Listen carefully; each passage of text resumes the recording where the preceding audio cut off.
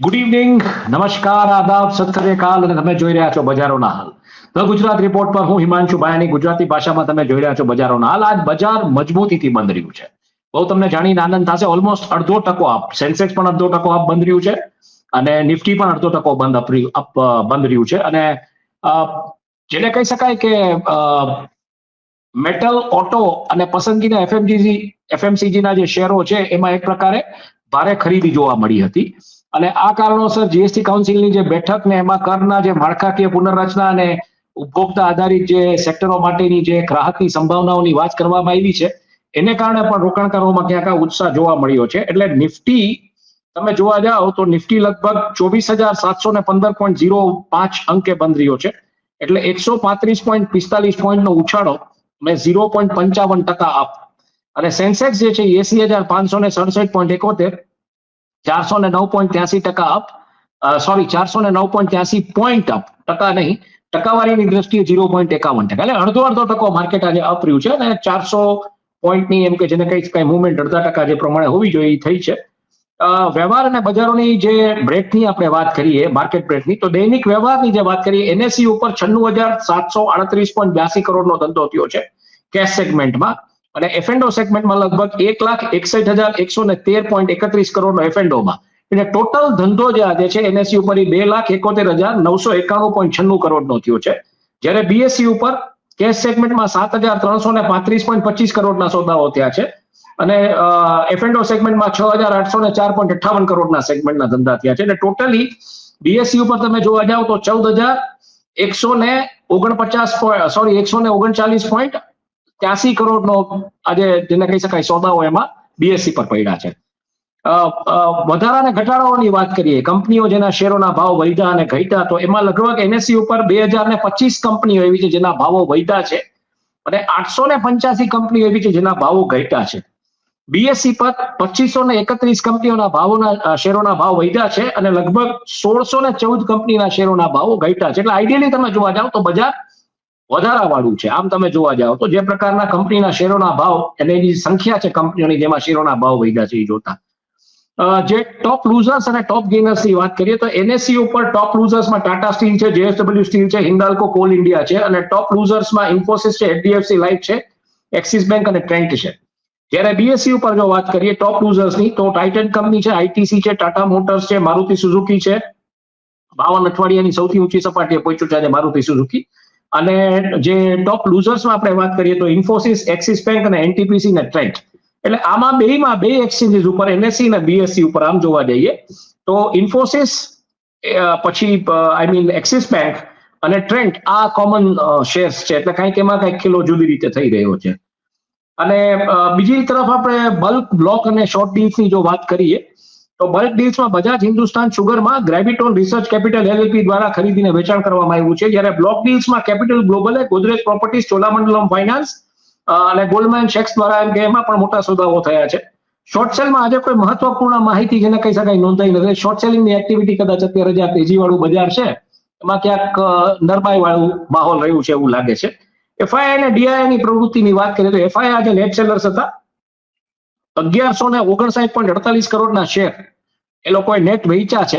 અને બીજી તરફ તમે જોવા જાઓ તો ડીઆઈ છે એ લોકોએ 2,549.51 કરોડના શેરની ખરીદારી કરી છે. એટલે એફઆઈઆઈ કરતા ડીઆઈ ડબલ ઓલમોસ્ટ ખરીદારી કરી છે અને એને કારણે આજે બજાર તમને મજબૂતીના જે સંકેતો જોવા મળે જેનું પણ કારણ આ છે.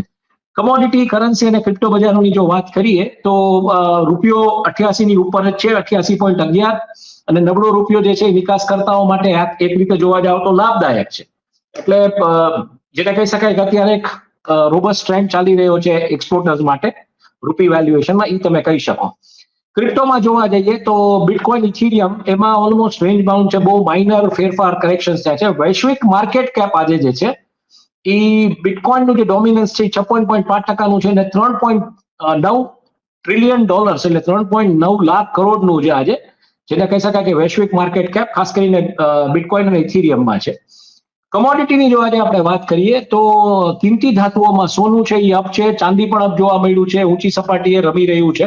અને સલામત રોકાણની માંગ છે એક રીતે જોવા જાવ. જે રીતના જે સેન્ટ્રલ બેંક જે સોનાની ડિમાન્ડ છે, ફેસ્ટિવલના ડેઝની જે સોનાની ડિમાન્ડ છે, એટલે જે એક પ્રકારની એક ડિમાન્ડ છે એને કારણે આ સોનું વધી રહ્યું છે. બેઝ મેટલ્સની જો આપણે વાત કરીએ તો બેઝ મેટલ્સમાં કોપર ને એલ્યુમિનિયમ એમાં જેને કહી શકાય કે એમાં ક્યાંક ને ક્યાંક ઘટાડો જોવા મળ્યો છે. વૈશ્વિક માંગનો એક પ્રકારનો સુધારો છે એવી એક વાત આવી રહી છે, પણ તોય જોઈએ એવું હજી જેને કહી શકાય કે એમાં બહુ સ્ટ્રોંગ ડેટા નથી. ઉર્જા બ્રેન્ટ ક્રૂડ જે એ થોડું ઘટ્યું છે અને એમાંય બહુ સ્પષ્ટપણે માંગમાં ઘટાડો થયો છે એટલે ડિમાન્ડ ઓછી છે, સપ્લાય સામે વધારે છે એટલે ઓબ્વિયસલી ભાવ ઘટે. અને બીજી તરફ આપણે જોવા જઈએ તો કૃષિ જે પ્રોડક્ટ છે એ લગભગ એનો ડેટા સ્થિર છે. કૃષિ જે ઉત્પાદ જે કાંઈ છે કોમોડિટીઝ એનો કોઈ બહુ મોટો ફેરફાર એમાં આપણને જોવા નથી મળ્યો. મુખ્ય સમાચારની જે ઘટનાઓ જે છેલ્લા 24 કલાકની અંદર એટલે 2 સપ્ટેમ્બરથી લઈને આજે 3 સપ્ટેમ્બરે બજાર બંધ રહ્યું એ દરમિયાન ક્યાં ક્યાં મુખ્ય સમાચારો જેને બજાર ઉપર અસર જોવા મળી. તો નીતિ અને અર્થતંત્રની દ્રષ્ટિએ જીએસટી કાઉન્સિલની બેઠક શરૂ થઈ એટલે કર માળખાની પુનર્રચના માટે જે સેસ હટાવવાની ચર્ચા આ બધું છે આ ક્યાંક પોઝિટિવલી કામ કરી રહ્યું છે બજાર માટે. તો બીજી તરફ ભારતની જીડીપી વૃદ્ધિનો દર Q1 FY26 માટે જે આવ્યો છે અને જે અપેક્ષા કરતા વધારે છે એ પણ એક સેન્ટિમેન્ટ હજી કામ કરી રહ્યું છે બજારમાં. રૂપિયાની અસ્થિરતાને કારણે નિકાસકારો હેજિંગ તરફ વળ્યા છે એટલે આ પરિસ્થિતિ પણ બજારને ક્યાંક અસર કરી રહી છે. અને કોર્પોરેટ્સમાં જો સમાચારની દ્રષ્ટિએ જોઈએ તો ટીસીએસ ટ્રાઇક સાથે 550 મિલિયન યુરોનો ડિજિટલ ડીલ કરી છે. ટ્રાઇક કરી જે કંપની છે એની સાથે અદાણી પાવરે ગિરોલી કોલ ખાણ માટેની મંજૂરી મળી ગઈ છે એને. અને યુપીએલ અને ડેકો પોસ્ટ હાર્વેસ્ટ બિઝનેસને ઓલમોસ્ટ યુપીએલ ટૂંકમાં ડેકો પોસ્ટ હાર્વેસ્ટ બિઝનેસ છે એને જનરલ એમ કહી શકો તમે $502 મિલિયન ખરીદ્યું છે. એટલે આ બધા કોર્પોરેટ સેક્ટરના સમાચાર છે જેને બજાર ઉપર ક્યાંક આજે અસરો કરી છે અને એના શેર્સના ભાવમાં એ રીતના તમને ફેરફારો જોવા મળ્યા હશે. ભારત યુએઈ એટલે વૈશ્વિક અને વ્યાપાર વાણિજ્યની જો વાત કરીએ તો એમાં ભારત યુએઈ અને સિપાનો જે 200 બિલિયન સુધી વિસ્તૃત કરવા પર એક પ્રકારે સંમતિ આપી છે. અને યુએસમાં જે સેમિકોન ટૂલ્સ પર ટેરિફને ભારતને ચીપની જે યોજના છે એના પર અસર પડી શકે. એટલે યુએસએ જે ટેરિફ નાખ્યું છે એ જે સેમિકોન ઇન્ડસ્ટ્રી છે એના ઉપર અસર પડી શકે છે એવી એક સંભાવના અત્યારે જે ભારતમાં જે રીતના ભારત હવે સેમિકન્ડક્ટર અને ચિપ મેન્યુફેક્ચરિંગ તરફ વળી રહ્યું છે એમાં અસર દેખાય એવું લાગે છે.